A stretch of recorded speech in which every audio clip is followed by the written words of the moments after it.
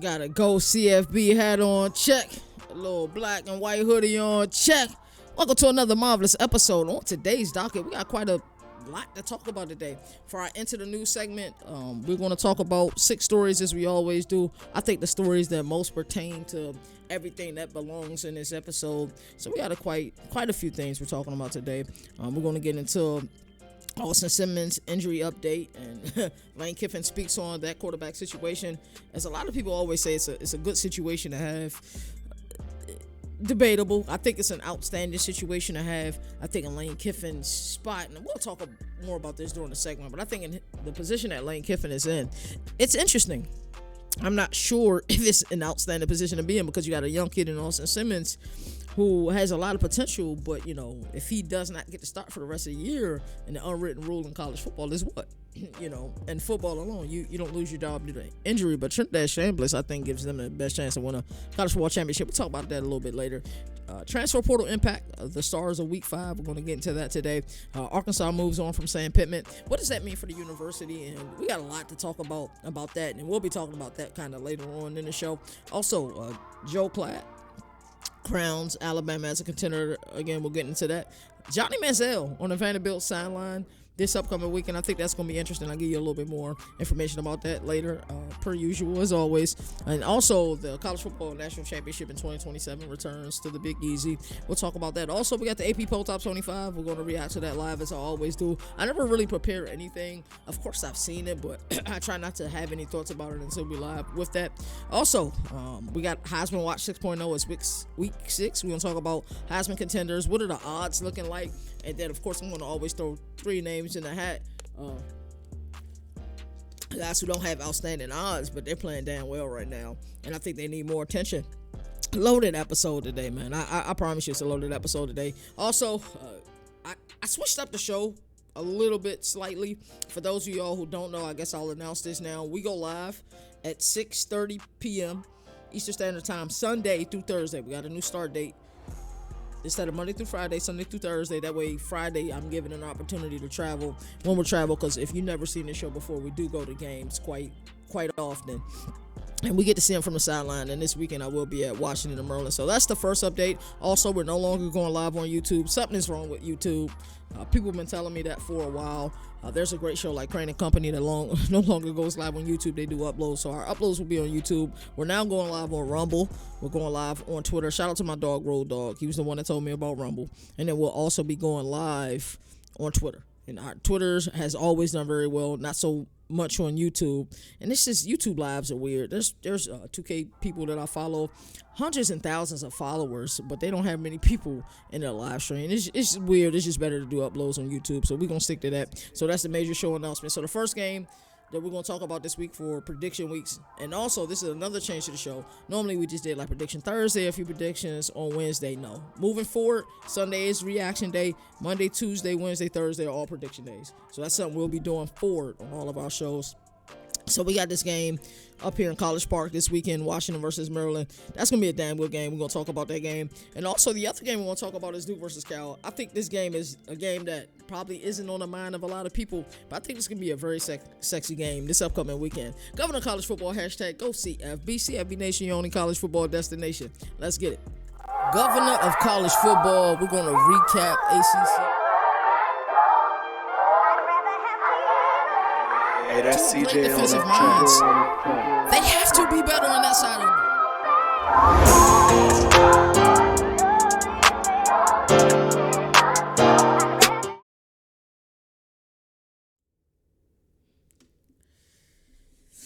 It is Monday, September 29th. What a beautiful day. I am located in Virginia, Fredericksburg to be exact. It's kind of overcast skies right now, but it's all good. It's beautiful. We still getting 70 degrees in September here.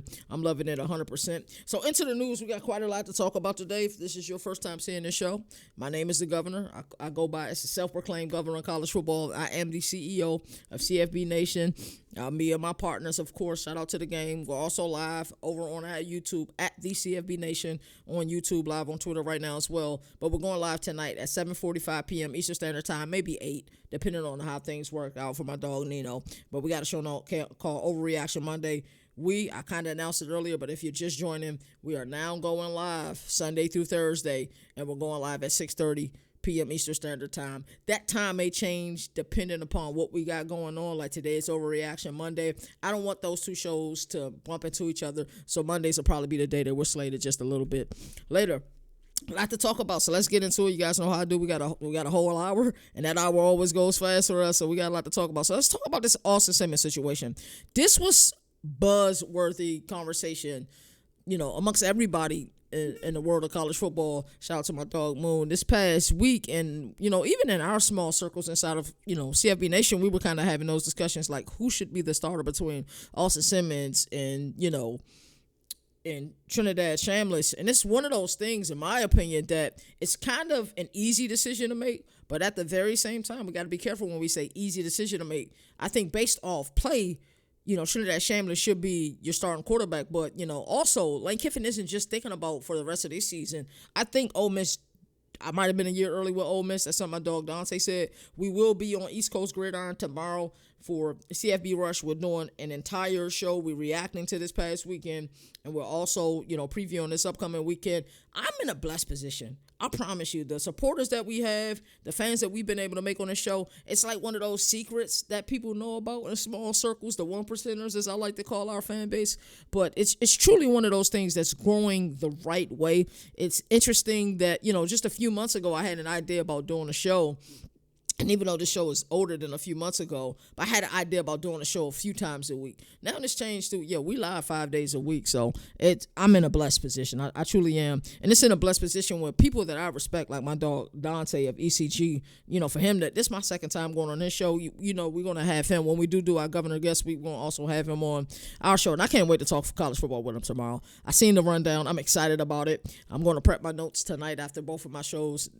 After I've talked plenty of college football, it's going to be so easily pressed, prep my notes for this show. But Austin Simmons in this Ole Miss situation, like I said, it's a good thing to have on paper, ideally. But, the kid from Ferris State, Trinidad Chambliss, this is his last year playing college football. I think Ole Miss' best opportunity to win a national championship this year is with Trinidad Chambliss at quarterback. But what does that mean? Does Austin Simmons feel betrayed? Does he feel betrayed? Like, this is supposed to be my year. I've waited my turn. I get injured. This kid plays amazing. And shout out to Austin Simmons, because he's been very complimentary of Trinidad Chambliss' play. But, what does that mean moving forward? Because while right now Trinidad Chambliss gives you the best opportunity to win a national championship, onward, Austin Simmons is supposed to be the guy. So I think that's where, we kind of, trying to figure things out along that. But, Lane Kiffin says Ole Miss is in a rare spot. 2 quarterbacks, and both are good. Austin Simmons, still working from his, injury. We talked about Trinidad Chambliss, everything he's, got going on. He played outstanding in the Magnolia Bowl this week. But trust and believe, the news here is that Lane Kiffin will take his time making his decision 100%. And that's just what we're going to get. So we got transfer portal impact stars week 5. Chandler Morris played outstanding. It's crazy. 5 touchdowns, I believe, was it 2 or 3 rushing, 2 or 3 passing. It was 5 total. 2 or 3 interceptions that game. And sometimes in quarterbacks, you just got to be able to see the resilience. To be up 14 and then you turn the ball over the first time. Florida State tied the game up extremely fast. And, the thought while I was watching the game, and you see Charlottesville gasp in a way as well. It's like, what's going on here? It's the same old opportunity to win the game, and it's just, slipped from our fingertips. But they were able to win that game, double overtime. Outstanding game, arguably the game of the week. Penn State and Oregon have a, discussion in that. And as well as Wake Forest and Georgia Tech. Wake Forest was robbed this week. I talked about that on yesterday's show a little bit. And then also Alabama, Georgia was an outstanding game as well. But, upset over Florida State. A lot of people were talking, amazingly about Florida State. I was one of those people like, the ACC is back, bro, with the U being back and Florida State being back. And I think a lot of people are going to get themselves in trouble this week. I don't think people truly understand when I say styles make fights. It's something that I say on the show all the time. And I know that we live in this world that it's kind of like a who you know world. And I think a lot of times with people who are college football content creators, I think sometimes they get so tied up on the Jimmys and Joes and trying to know 1,000,001 players, where sometimes I think people don't quite understand schemes and understand it, vastly enough to understand why something is working or something isn't working, to be honest with you. And I think, we look at this Florida State game and we say, well, Miami's played outstanding. They've had a week to prepare for this game, an additional week to prepare for this game. You look at Florida State and how bad that they played, and then all in your mind, your thought process is, oh yeah, Miami is gonna beat them or they're gonna kill them. Be careful. Just be careful. Florida State can't beat Miami. Miami is beatable. They've looked outstanding so far this year, but you guys are going to say, well, the governor did say that Miami is beatable. And I'll explain that when we break down that game. We're not breaking down that game today, but Miami is beatable. Also, some other standouts, transfers. Darian Mensah has been playing out of his mind. And it's crazy because all of the praise that I gave Duke for how they handled, their portal season, what Manny Diaz is building down there in Durham. But I have been disappointed in them thus far this season. I believe this past weekend they put hands and feet on Syracuse, but they caught a couple of L's that I didn't expect them to catch as well. But, they're 3-2, and the sky's the limit for this team. But they have to win this game that we're going to break down a little bit later. Also, Kansas wide receiver Emmanuel Henderson, Virginia Tech running back Terrion Stewart. Shout out to Virginia Tech. Phil Montgomery, as he took over that interim head coach spot, is 2-0. As a Virginia Tech Hokies fan, I'm super happy to see that. Super elated, honestly. If they continue these winning ways, I might be interested in going to go see a game there. I have not been interested to go see a game there because of my disappointment over the last few years. Haven't been interested to go see a game at Liberty either, just because of how poorly that they've played this year. So, yes, Oregon defensive lineman Bear Alexander, what a great pickup. I look at Bear Alexander, I look at his contributions at USC, and it's not that, at times he didn't jump off of the screen. I think the expectations set forth by Dan Lanning, who has just taken over as the best coach in college football over Kirby Smart. Some people may believe that is recency bias, but it's something that I truly believe, with 100% from the bottom of my soul that guy is the best coach in college football. And I know what the rebuttal to that will be. Well, Kirby Smart got 2 national championships. Well, my rebuttal to that is college football has always and forever be a sport of what have you done for me lately. The last 2 times we've seen Kirby Smart, we've seen him struggle defensively, which have always been their calling. Against Tennessee and Knoxville, yes, they were able to gut out the game. Great performance by Gunnar Stockton. But what do we see at home in Athens with Alabama, and they cannot get that monkey off their back? And this is an Alabama team on August 30th. We were questioning whether Kalen DeBoer was going to make it through the season or not. That is an overreaction, of course, but that's something that I think that needs to be put out there. The expectation set forth like Tosh Lupoy, and I remember the fan base in Eugene really wanted him gone. Like, make no mistake about it. They wanted him gone. They didn't think he can get the job done, but they didn't give Dan Lanning and Tosh Lupoy time to get their players that fit their scheme in. People be wanting instant success. This is a microwave generation, and college football is very much a microwave sport.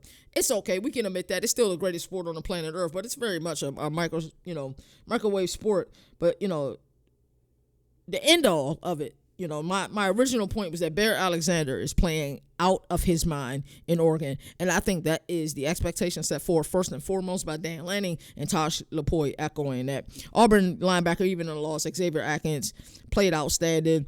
It's crazy to see them lose, and they've been in a lot of close games this year. I'm hoping that helps them down later in the line. But yes, that's our transfer portal impact stars of week 5. Joe Klatt says Alabama is a contender again. Joe Klatt is somebody that I watch often.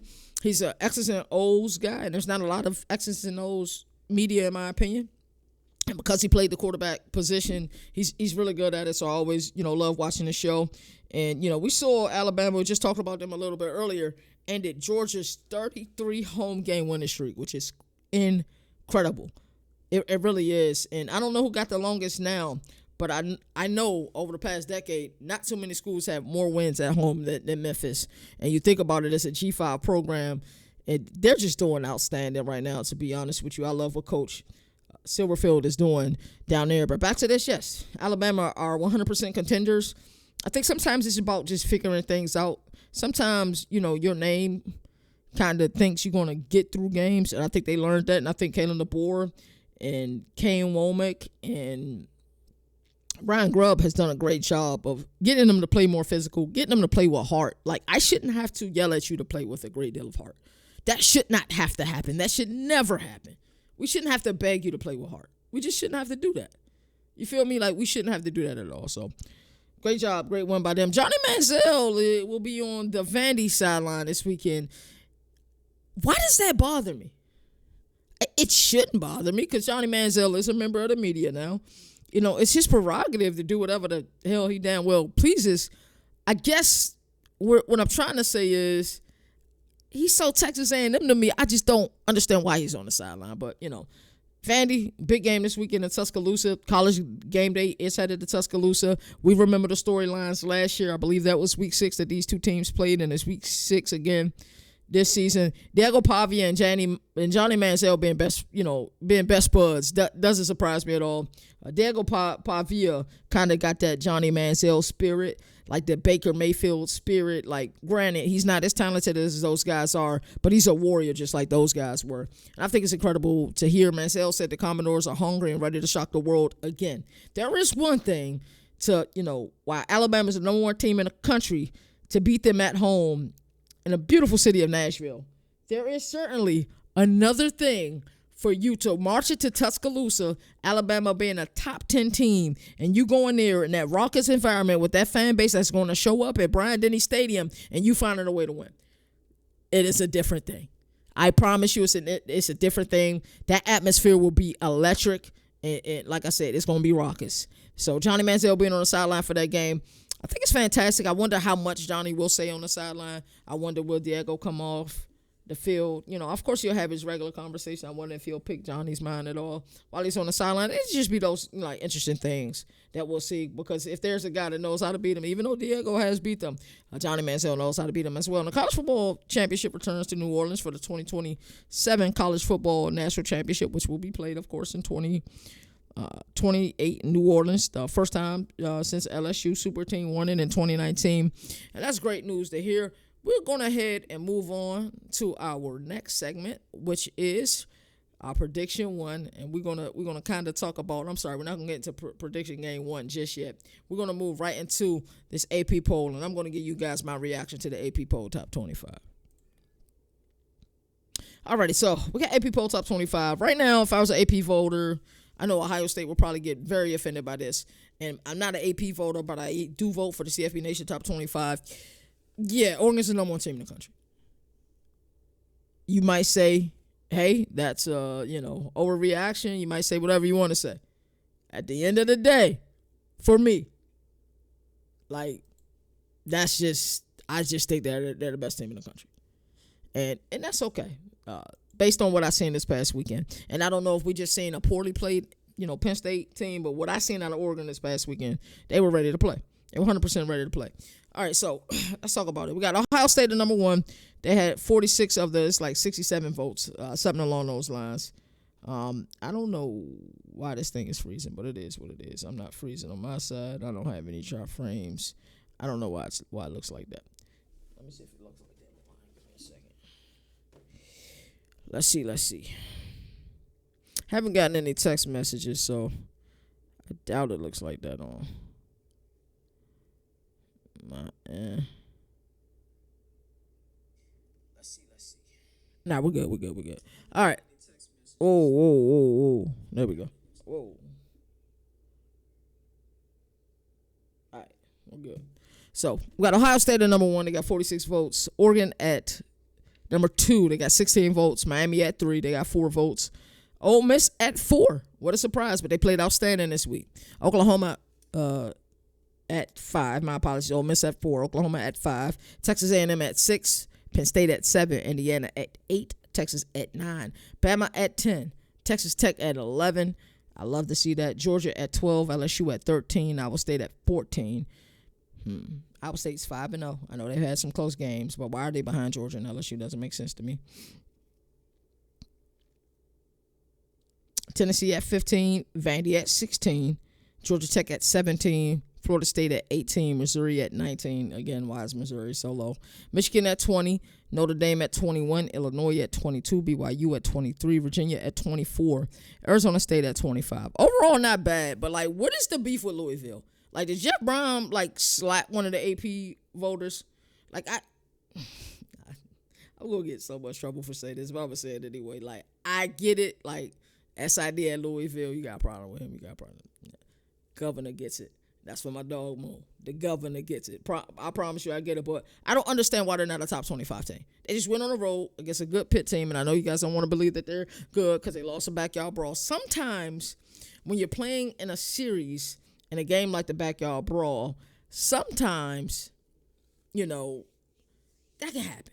That type of loss can happen, but Louisville is real deal. Why they not in the top 25, I'm not sure. But is Jeff Brown loving this? Yes. I'm sure this is a part of his coach speak each and every week, preparing his team. Like, yo, they don't respect us. They don't think we good enough, dog. Like, they don't see us. You know what I'm saying? Y'all need to make them see us. You know what I mean? So, I don't know. Very interesting to me.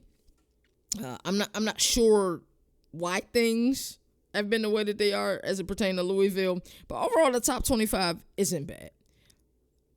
Virginia being in the top 25, they beat Florida State. I get it. They definitely deserve it. Like I said, I do get it. But I don't know. Are they more deserving to be in the top 25, even with the win over Florida State, than Louisville? That's the question I got to ask everybody. Are they more deserving than Louisville being in the top 25? Like, that part I don't get. I just don't. And that's even with, my location and being close to Charlottesville. I just don't get it. I really don't. Arizona State fought back to be in the top 25.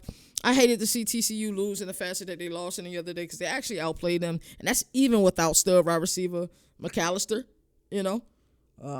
But, hey, winners win. And my apologies, Notre Dame. You do deserve to be in the top 25. I know a couple weeks ago I was very, very critical of Notre Dame being in the top 25. But they put BTA down at Fayetteville, Arkansas. And, we see now that Sam Pittman is no longer the coach there. So, overall, AP poll, I'm not too bad. I'm not too mad. Vandy should be higher. Georgia Tech should be higher. Missouri should be higher. Let's stop putting teams that we know they're going to be good later on higher than teams that are undefeated. If your team is undefeated, I don't care how you're winning games. If you're in a Power 4 conference, your team is undefeated, let's stop playing these games. Please, let's stop playing these games. And for the love of Pete, please put Louisville in the top 25. Those are my reactions to that. Let's go ahead and get to this Heisman Watch 6.0. Alrighty, so Heisman Watch 6.0. We got a lot that we can discuss here. I'm going to actually pull up a different video because I don't know where that video is still there. I thought I did all of these videos. Maybe I didn't. Very possible. But anyway, Heisman Watch 6.0. Who is your guys' favorite to be the Heisman right now? That's just an open-ended question I kind of want to ask everybody. Who should be the favorite to win the Heisman at this point in time? Who should be the favorite? I have an overwhelming favorite, but he's not even in the odds. And I don't know if the odds makers know something that we don't, But Ahmad Hardy, like Eli Drinkwitz had to say something a week ago, but he should be in there. But I'm going to give you guys the odds first, and then I give you guys the three players that I believe that isn't mentioned in the odds, but they should be up here. This is kind of easy to figure out if you've been watching this show for a while. I stick to my guns. It is what it is. So let's talk about it. So Dante Moore being the overwhelming favorite at the moment. That kid showed so much poise in Happy Valley this past weekend. I could not believe it. I saw him, and maybe the Northwestern game was a good prep for it, but I thought at times he looked shaky in that game. So what my expectation is like, this whiteout game, this kid's going to, he's going to be a little off. It is what it is. It's a raucous environment. And no, he was just poised the entire time. Looked like he had been there. Looked like he had been playing quarterback position, at the professional level for many a years. And shout out to him. He deserves to be the by the books favorite. I think right now Ahmad Hardy should be the favorite. I'm not going to change my opinion on that. But I can see why many books think that Dante Moore is going to be, the favorite to win the Heisman right now. You got Carson Beck coming in at number 2. I said this last week, and I'll say it again here. Now we're talking about Carson Beck. People had issues with the way Carson Beck played a year ago. They said he turned the ball over too much. But now they have a problem with him because he's possessing the ball and playing game manager style football. He's playing winning football. You have a problem with that. Choose one. Stop moving goalposts. I said it last week. I'm going to say it again. Please stop moving goalposts. Ty Simpson, he should certainly emerge after that performance, that gutty performance he did in Athens just a few days ago. He should definitely be up there at plus 900. Jeremiah Smith is still up there at plus 1,000. And then you got like a bunch of mid-tier people like Fernando Mendoza. I wonder, and I seriously wonder this, if anybody took, Fernando Mendoza over on rushing yards this weekend. And please let me know or DM me on Twitter at Leverett_KT. If you took him on over a rushing yards and he ran back and got that safety and just completely depleted you, that's a bad beat 100%. But he's up here at the middle tier. Diego Pavia is up here. Vanderbilt is playing outstanding right now. Marcel Reed, first poor performance of the year, but they still won a game. That's what matters in the end. And then we got Pavia versus, Simpson this upcoming week. College game day will be there. That's going to be an outstanding game. Behind them, we got Arch Manning, Gunnar Stockton, Jaden Maava, who's played pretty well at USC this year, Sam Levitt, Notre Dame, CJ Carr. Jalen, this is for you. This bud's for you. I mentioned CJ Carr. CJ Carr did look phenomenal this weekend. Arkansas helped him look like, Joe Montana. And then shout out to Bobby Petrino because he had a everybody must go sale. Everybody must go. And I ain't mad at that at all. I am not mad at it. I ain't mad at you. Yeah, everybody must go sell. And then we also got, even further down, you got Jeremiah Love. Haynes King, who's plus 2,500. Gutty performance this weekend. And if there's somebody I got $10 to spend, that plus 2,500 for Haynes King. Because Georgia Tech may continue to win. They were down, 20-3? Late in the third quarter, came back and won that game. So shout out to them. Phenomenal victory. And Brent Key will find a way to win games. That's just who he is. He will always find a way to win a game. So, alrighty. So, here are the people that I think that should be on this list. They're not mentioned, but they should be on here. Trinidad Chambliss, for what he did in this Magnolia Bowl this past weekend, I think he had a combined 385 yards, over 300 yards passing. Played with such poise. I think he had one bad moment. That one bad moment was 100% him running out of bounds. But, other than that, fantastic game. Super happy for the kid. He deserves all of the successes that he's getting right now. So he will be somebody on the list. I think that should be up there. And I don't know why we are not sure why we shouldn't be lagging. I have no clue why we're lagging right now. So my apologies for everybody that's watching this. We shouldn't be. So Ahmad Hardy, I said it earlier, he should be the overwhelming favorite. 730 yards, 9 touchdowns, 7.1 yards per carry. It's amazing what he's doing right now. And it shouldn't go without notice. This kid is elite. And then Sawyer Robertson, another outstanding game this weekend. I know it was against Oklahoma State, but you play the teams that are on your schedule. And if Baylor can just put together wins, right now what's keeping them off everybody's list is they don't have enough wins. Start winning some more games. I think you'll be up there. And that's our Heisman Watch 6.0. We're going to get into our first game preview, and hopefully this thing stop bugging. For real. All right, so we got Washington versus Maryland this week. It's in College Park. Maryland had the beautiful opportunity this weekend. They were on a bye, and they was able to watch them against Ohio State. This is going to be a dynamic game this weekend. So if you never see me break down the game, I'm going to break it down from a few standpoints. I'll get a history of a game. We'll talk about schemes because schemes matter. I've been saying that for a very long time. We'll talk about a few players.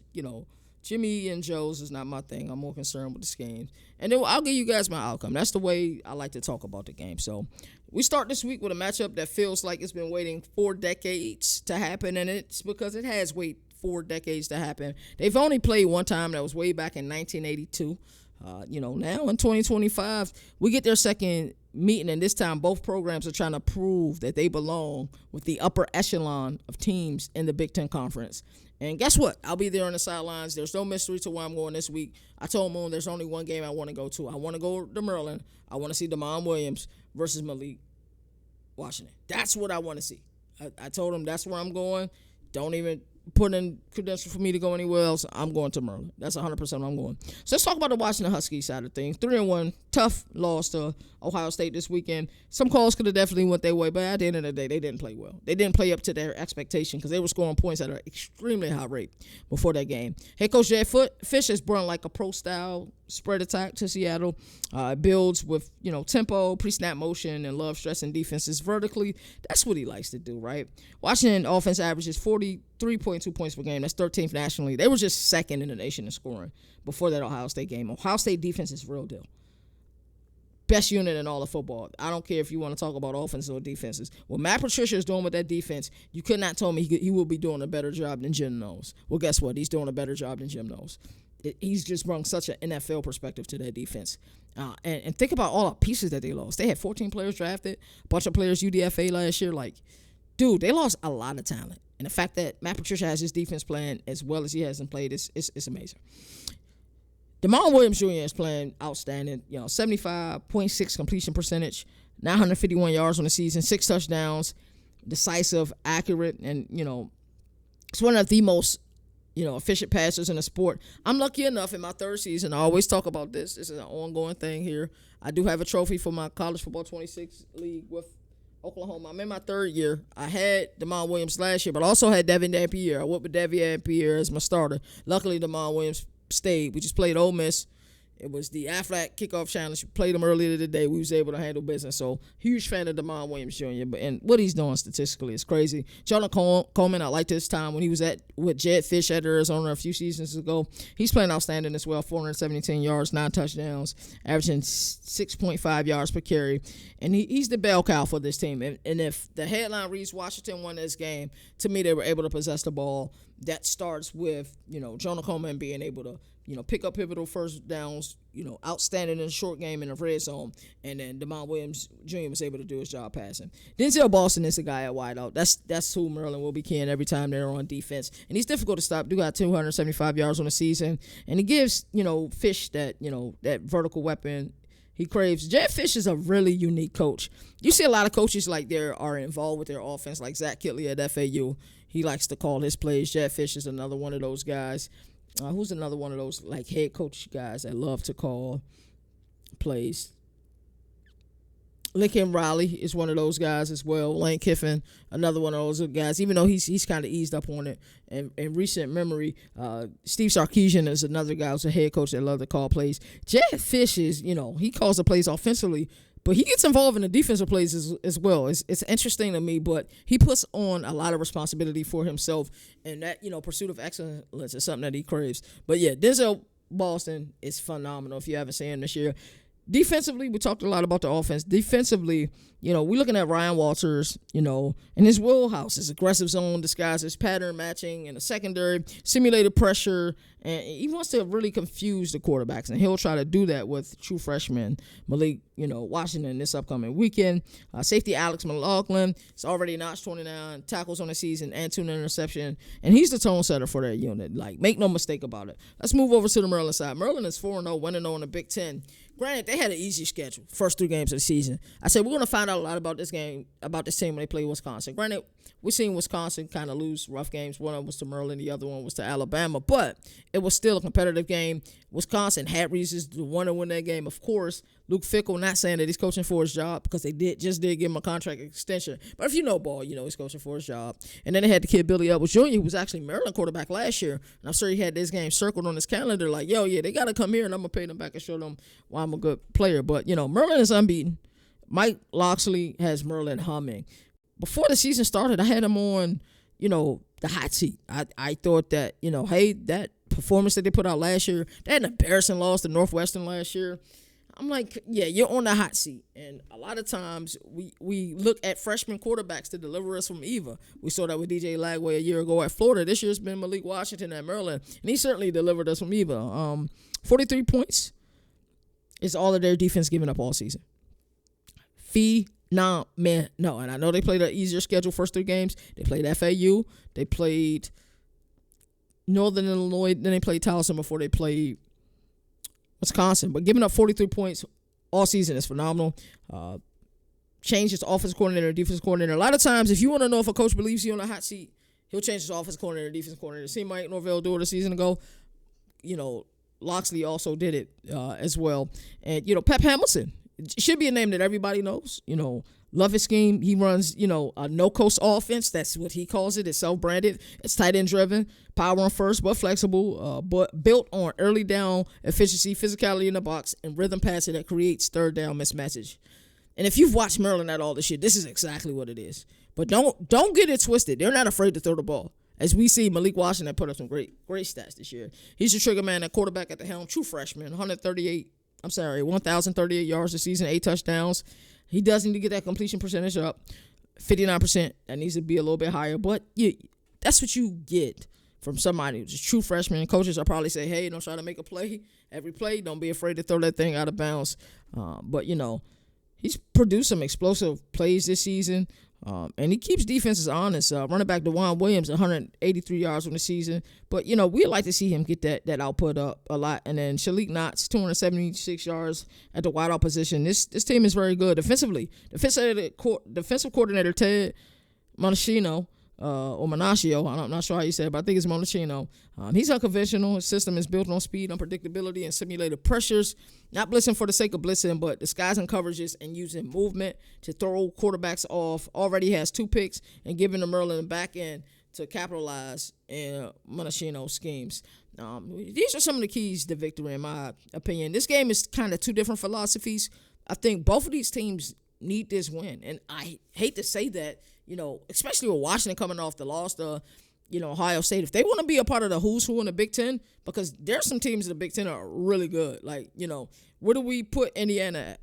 They got to be one of the best teams in the conference. Where do we put, Ohio State at? Where do we put Oregon at, right? And then Penn State is no longer at the top tier. They got bumped down, right? USC, they were looking really good, but Illinois just beat them this past weekend. Cannibalization is coming in all of these Power 4 conferences. I've warned of it before. I'm going to warn you now. There's a lot of cannibalization coming. And what we think we know this season, we do not know. Every single week, this week, I say, wow, this has been the best week of college football.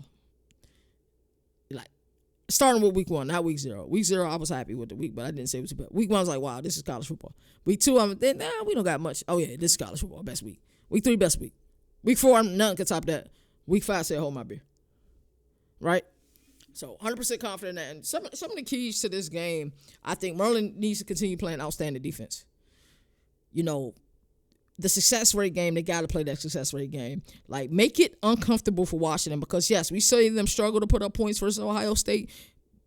Even though Maryland is playing outstanding defense thus far this year, they're not Ohio State defense. Make no mistake about it. So I'm telling you, Washington's going to try to come out here and put up points and punches. So I think the keys to victory for both of these teams is winning the war attrition on the line of scrimmage, making sure each possession ends in a kick, whether that's point after touchdown, whether that's field goal or a punt. Do not turn the ball over, and also be ready to win this game in multiple facets, right?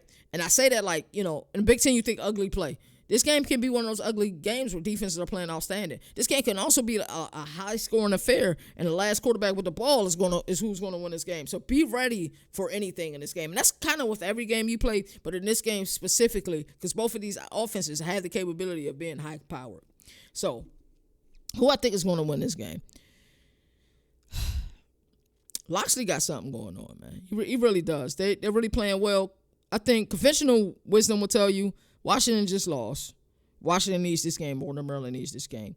But I think Maryland has a statement that they want to make this year. If you think this past week that Pep Hamilton, if you think that Mike Loxley, if you think that Ted Monachino wasn't focused on watching Washington this weekend and seeing the things that Matt Patricia was able to do against this, offense, and they're going to try to scheme that up. But also on the other side, if you don't think that Jeff Fitch is going to be like, well, they got an opportunity this year.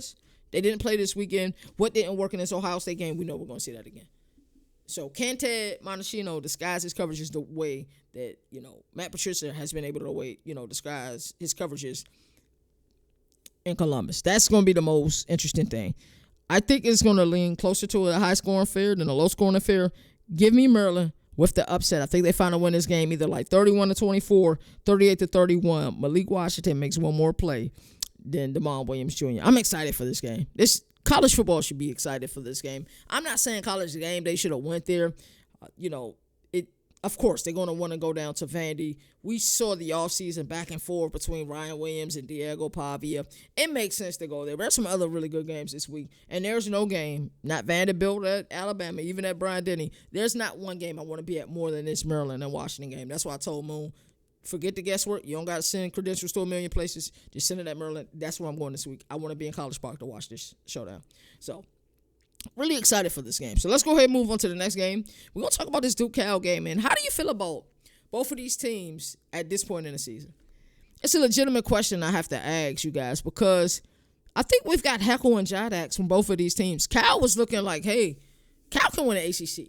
That was some of the verbiage we were saying before the San Diego State game happened. Now, it's like Seinfeld. Y'all remember that little sound bite that they used to have when the show came on? Yeah, that was the most confusing head-scratching game of the season. So I'm like, yo, JKS can lead Cal to the promised land, and they could be right there in the thick of things as it, pertains to ACC supremacy, right? And that San Diego State game, I'm like, bro, y'all ain't put up no points. This not the Cal team we interviewed at ACC Media Days, right? This ain't the Cal team at all we interviewed at ACC Media Days. And I praise Manny Diaz. I told you guys this in the cold open. I praised Manny Diaz all season. I really did. I thought that he done such an outstanding job year one in Durham. And I also thought that he didn't get enough credit for the job that he did year one in Durham. So how are we feeling about Duke and Cal at this very moment? Pieces that I've seen that I've liked from both of these teams, but how are we feeling about them? So we don't have much here as it pertains to the history. Duke and Cal have only played twice with the Blue Devils leading the series with one win, and then these teams got a tie. They tied in 1963 on Berkeley, but Duke won the game, in Durham in 1962. They haven't played in that long. We talking about, 60-plus years that they played. So they meet again this weekend. I don't know. It's going to be an interesting game. Both teams need these games. And I think that's why I wanted to start off the week with saying that. Both teams need the game. I think for the Maryland and Washington game, I think both teams need this game for the Duke Blue Devils and Cal game. So we got some interesting things to talk about. Manny Diaz, talked about him in the cold open, also talked about him a little bit just a second ago.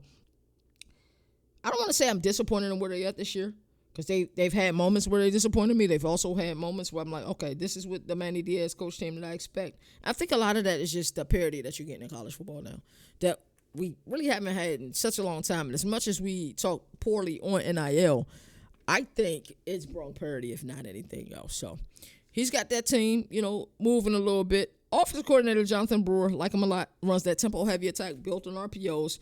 Of course, if you want to run that system, Darian Mims is one of those quarterbacks you want to utilize. And the goal is simple, go fast, and they want to go fast. I'm talking hyper, tempo fast. I believe he was at SMU not that long ago, who's also known for all of their, RPO offense. But they want to keep defenses vanilla. Turbo offenses, we seen it this past weekend with LSU and Ole Miss, the Magnolia Bowl. There was times that Ole Miss, who don't typically go turbo all the time, they will go no huddle, but I'm talking about turbo. Like, you have no time to make adjustments. You're not looking at our offense. We're going to give Trinidad Chambliss 2 plays in the huddle. That's what I mean. When Duke is at their best, they are moving extremely fast, and your defenses are really vanilla.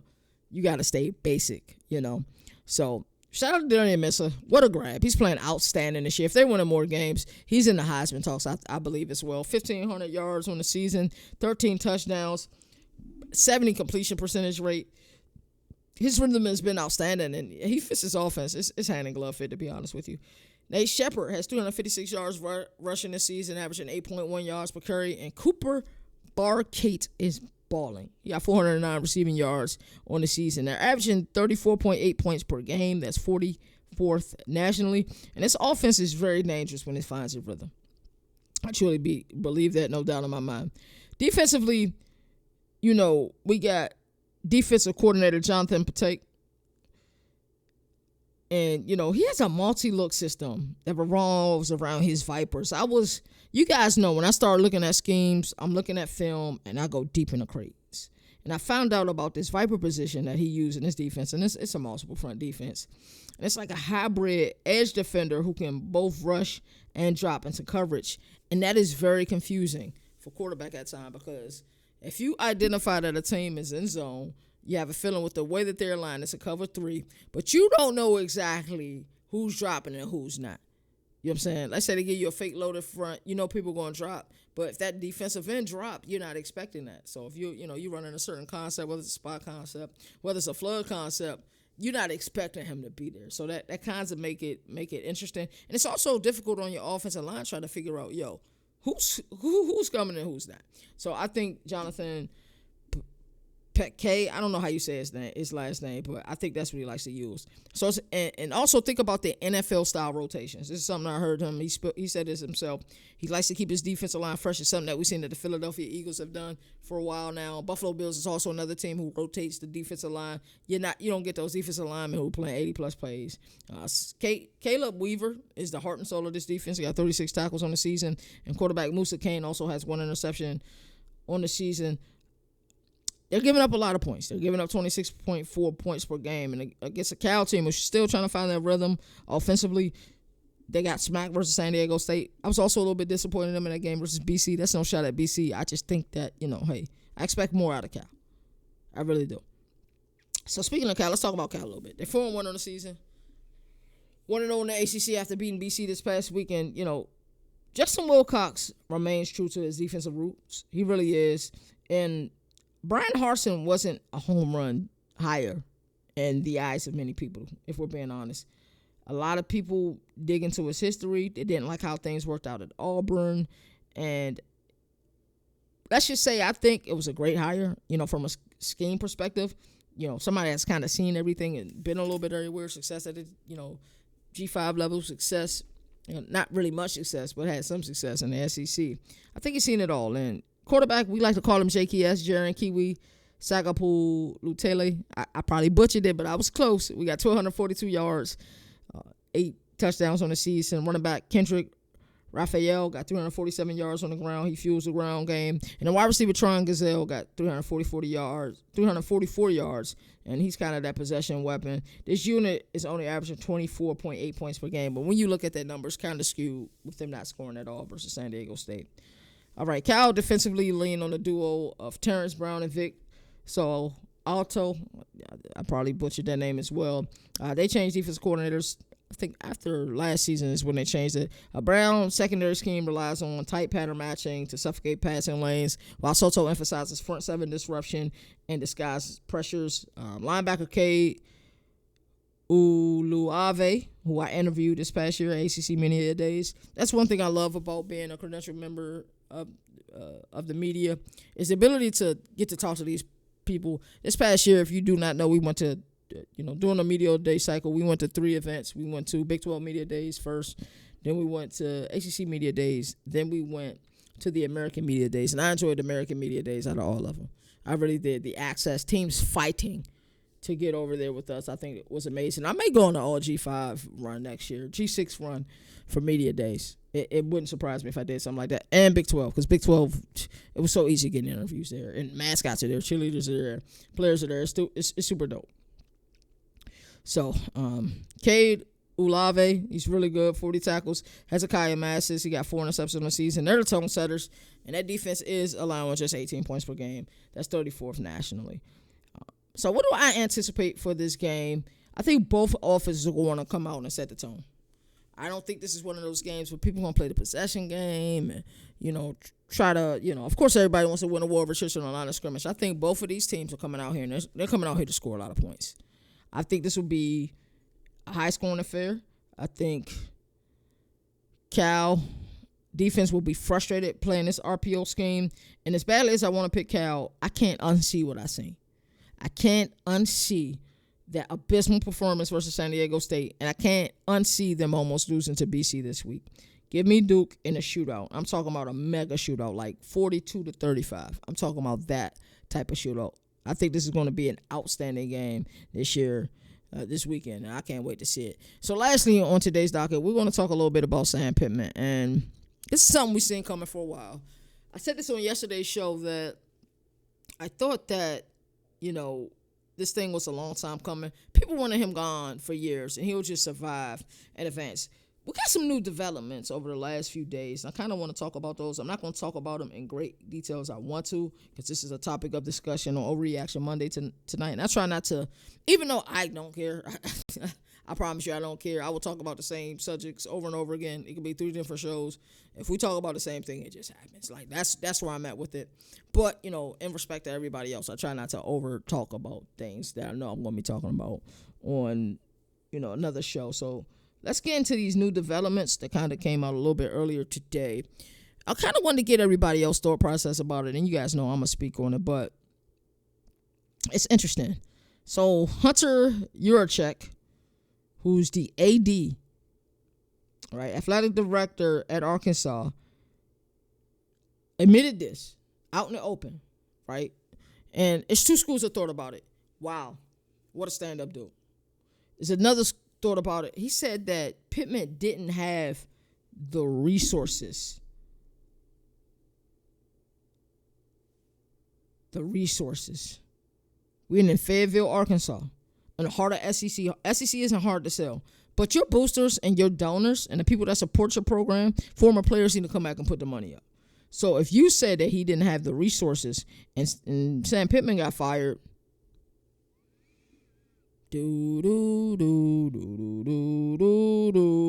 well, don't that mean you should be fired too? You as the athletic director didn't make sure he had all of the resources that he need? And a lot of times when you guys hear me talk about programs, and I always talk about whether the resources are plentiful or not. The resources in Eugene are plentiful. Why? Because they win. Why? Because it's not hard to sell them. It's not hard to sell their conference. Their uniform combinations are probably the best in the country. And they have Phil Knight as a backer. It's not hard to sell Eugene, and they have the backing. But why are you in the mighty SEC in Fayetteville, Arkansas? That is a town rich college football tradition. They support their team through thick and thin, and there's been a lot of thin as of late.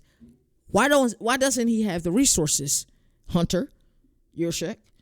Why doesn't he have the resources? So when we start to say, hey, he didn't have the resources, and I know some people want to say, well, he could have fundraised and gathered the resource. Okay, that's a fair point. But get a general manager that knows how to get the resources, right?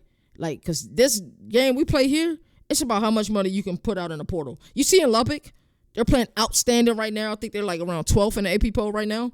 You know why they're playing as well as they're playing? Because they recruit well, and guess what? They spent money this year. Who won the national championship a year ago? It's Ohio State, in case you were sleeping under the rock. And that roster construction, they spent money. It takes money to win in college football. That should be news to no one. It takes money to win in college football. That's news to nobody. Yes, you need to be able to recruit out of high school. Yes, you need to be able to develop. That's how you become a transformational coach over a transactional one. But you need transactional things to win in college football. So if you sit here, Hunter Yurachek, and admit out in the open that he didn't have the resources to win, well, your job should be under consideration as well. Maybe we don't want you, right? We're going to talk about Bobby Petrino a little bit tonight. I got so many thoughts. I'll save that for tomorrow. That's because we will talk about Sam Pittman again. But I want to wait until we, get everything out in the open. Overreaction Monday tonight before I talk about him again tomorrow. Also, I did not mention, we got a show tonight at the CFB Nation, Overreaction Monday. That's with my dog Nino and D Now, who's normally on the show. Not sure if he'll be on the show tonight. And then tomorrow, we got 2 episodes. We got Governor College Football tomorrow. And then as well as we'll be on CFB Rush with my dog Dante from East Coast Gridiron. And this slate we got prepared for y'all is going to be just outstanding. I promise you the slate will be outstanding. So, a lot to talk about there. So, this Arkansas, like I said, I want to say so much more, but I can't. Make sure you guys check out Overreaction Monday tonight. Well, I'll say everything that I feel, but just Hunter Yurachek has to accept some blame. Some onus needs to be placed upon him as well. If you're going to openly admit that he didn't have the resources he needed to win, he's coached his butt off to fight for. I know in the SEC you're not allowed to be mediocre, and y'all know what our biggest saying is on this platform, on this show, and it's no moral victories, but dang, mediocrity in Arkansas when you don't have the resources ain't too bad, right? So it's a lot to be talked about there, a lot to be said. I'm going to save some of that for tomorrow because we'll be talking about Sam Pittman and Bobby Petrino a great deal tonight on Overreaction Monday. So if you're an Arkansas fan, you want to see more of that, wait for that. I promise you got a lot more to talk about.